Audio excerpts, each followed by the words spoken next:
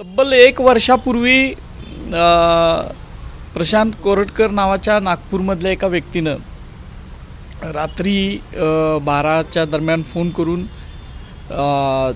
छत्रपती शिवाजी महाराज, राजमाता जिजाऊसाहेब, छत्रपती संभाजी महाराज यांच्याबद्दल अपमानजनक वक्तव्य केलेली होती. आणि आपल्या सगळ्यांना माहीत आहे की त्याच वेळेला आम्ही त्याच्यावर गुन्हा नोंद करावा, स्वतः आम्ही डिव्हिजनमध्ये जाऊन तो गुन्हा नोंद केला. आणि ते संभाषणाचे जे काही सगळं होतं ते मोबाईल आम्ही त्यांना दिलेला होता, पोलिसांना होता. मग नंतर त्यांना आणलं इथं, जे काय आरोपी होते त्यांना इथं आणलं. त्यांना परत 14 दिवस PC मिळालेली होती. ह्या सगळ्या गोष्टी आपल्याला माहीत आहेत. पण आता त्याला 1 वर्ष होत आलं तरीसुद्धा अजूनपर्यंत जी काय ते चार्जशीट होऊन ते पुढं सगळं प्रकरण जायला पाहिजे होतं ते गेलेलं नाही.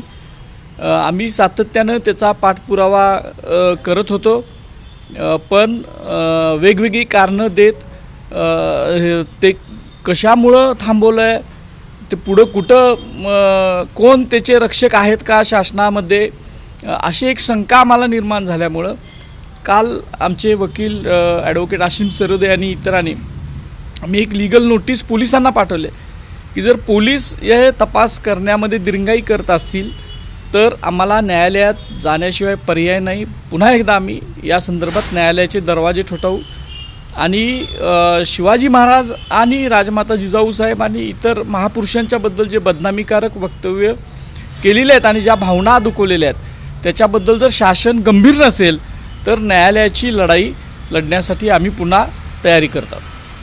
यातले 2 प्रश्न अतिशय महत्त्वाचे आहेत की ज्या वेळेला आपण गुन्हा दाखल केला आणि गुन्हा दाखल केल्यानंतर चार्जशीट हजर करावी लागते, परंतु चार्जशीट हजर करण्यापूर्वी या सरकारनं महापुरुषाचा अवमान झाल्याबद्दल जी परवानगी दिल्याशिवाय चार्जशीट घालता येत नाही हे कायद्यात अभिप्रेत असल्यामुळं अजूनपर्यंत राज्य सरकारनं कोणतीही परवानगी दिलेली नाही. आणि फॉरेन्सिक लॅबला जो आवाजाचा नमुना गेला त्याचीही तपासणी आज अखेर या सरकारनं दाबून ठेवलेली आहे.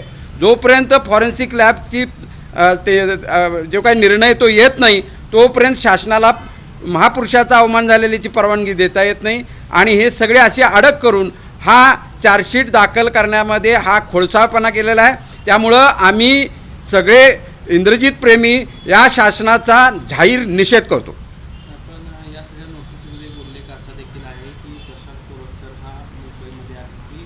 दुबईला गेलाय, याची तपासणी व्हावी, त्याची काही इनपुट तुम्हाला आहेत का किंवा कशामुळे शंका तुम्ही घेतली आहे, काय त्याचं कारण? नाही, काही माहिती अशी मिळत असते की कारण तुम्ही बघितला तर खूप वरिष्ठ स्तरावर परवासुद्धा मला एक फोटो आलेला होता की अजूनही ती व्यक्ती वरिष्ठ पोलीस अधिकाऱ्यांच्या संपर्कात आहे. याची काही माहिती आम्हाला येत असते, कारण त्या माहितीच्या आधारावर आम्ही ते म्हटलेलं आहे आणि पोलिसांनी तपास करावा त्या संदर्भात. आम्हाला जे कळालं ते आम्ही त्यात शंका व्यक्त केलेली आहे त्या विषयावर.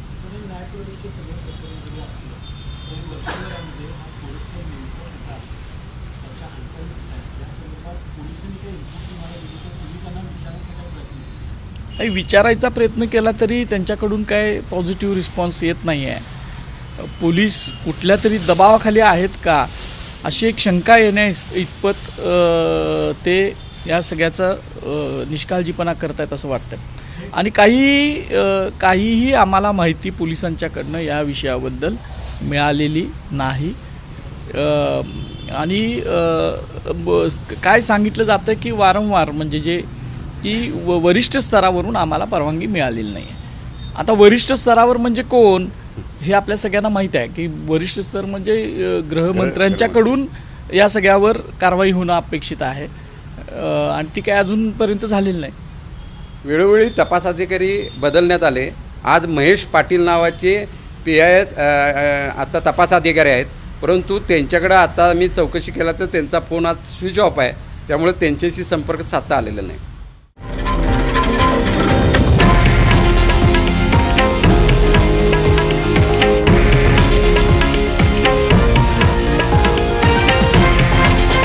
हे आहे देशातील नंबर 1 न्यूज नेटवर्क आणि आपण पाहत आहात TV9 मराठी, एकमेव.